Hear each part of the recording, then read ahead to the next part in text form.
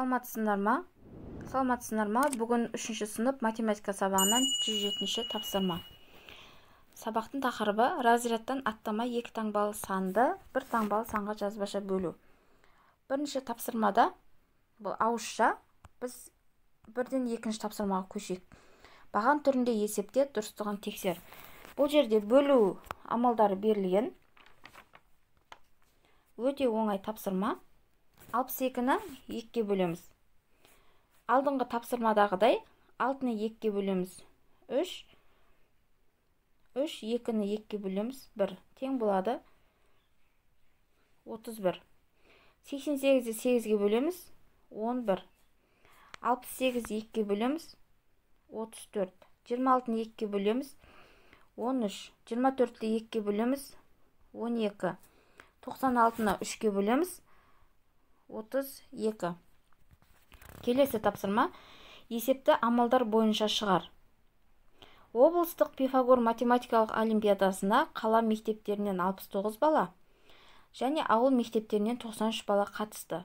Әр мектептен 3 оқушыдан келді. Олимпиадаға барлығы қанша мектеп қатысты? Енді бұл жерде қала мектептері 69, ауыл мектептері 93. Әр мектептен 3 оқушыдан келді деп тұр. Бірінші біз баланың санын анықтап аламыз. Ауыл мектебі мен бала мектебінің бала оқушыларын қосамыз бір-біріне. Бірінші 69 қосу 93 тең болады 162. Енді әр мектептен 3 оқушыдан келді дейді. 162-ні бөлеміз 3-ге. 162-ні бөлеміз 3-ге тең болады 54.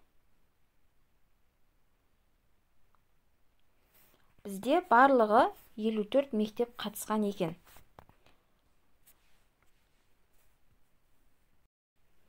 Келесі тапсырмаға көшеміз. Келесі 4-ші тапсырма қысқаша жазылу бойынша есеп құрастырып, оны шығар.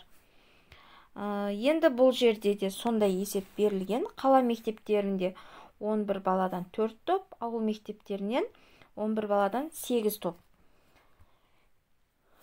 Енді біз бірінші баланың санын анықтап аламыз. Ол үшін 11-ді көбейтеміз 4-ге, тең 44.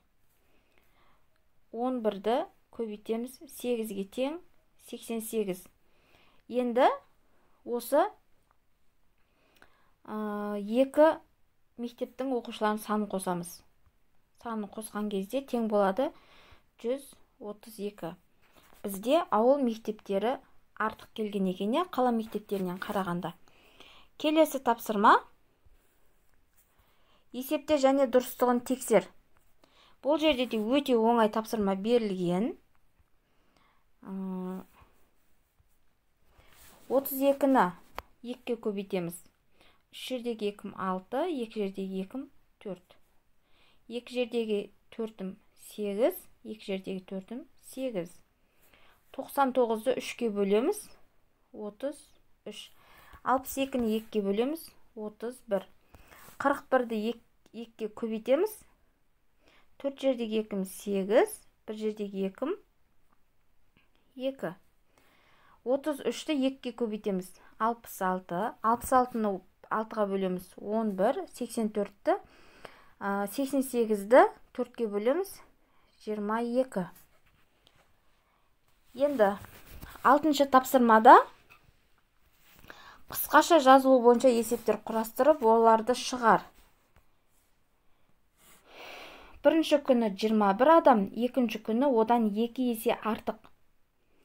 Демек, есебін шығаратын болсақ, 21 қосу 21 көбейту 3 деп тұр, 3 есе артық тең болады бізде 84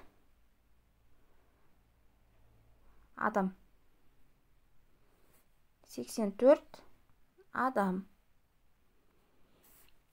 Екінші күні бізде 84 адам артық келген екен. 3 есе артық. Тапсырмасында бірінші күні 31 адам, Екінші күні 12 адамға кем. Үшінші күні қанша адам? Енді бізде екінші күні бірінші күнге қарағанда 90 адам артық деп тұр. Ол үшін біз 90 азайту 31 азайту жақшаның ішіне 31 азайту 12 тең болады бізде 40. Бізде үшінші күні 40 адам болған екен.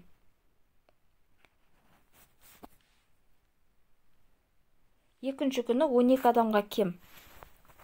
Демек 90-нан 31-ді алып тастаймыз, е? Келесі тапсырма. Теңдеулерді шеш.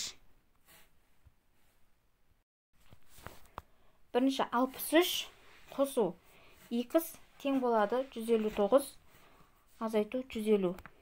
Бірінші 159-дан 150-ді азайтып аламыз. 63 бөлу x тең болады 159-дан 150-ді азайтсақ 9. X тең 63 бөлу 9. Бізде амалымыз ауыспайды. X тең болады 63-ті 9-ға бөлсек 7. Енді біздің белгісіз мәніміз 7-ге тең болды. X-тің орнына 7-ні қойып тексеріп көреміз. Бұл жерде де сондай 80 көбейту y тең болады. 1000-нан 280-ді алып тастаймыз. Сол кезде шығады 720. Y тең 720 бөлу 80. Бұл жерде амал ауысты. Y тең 720-ны 80-ге бөлсек 9. Біздің белгісіз мәніміз 9-ға тең болды. Y-тің орнына 9-ды қойып тексеріп көреміз. Келесі 7 көбейту x тең болады 84-ті 4-ке бөлеміз. 84-ті 4-ке бөлсек 21. X тең 21 бөлу 7. X тең 21-ді 7-ге бөлсек 3. Біздің белгісіз мәніміз 3-ке тең болды. X-тің орнына 3-ті қойып тексеріп көреміз. Бүгінгі сабақ балалар осымен аяқталды. Каналға тіркеліп қойыңыздар. Сау болыңыздар.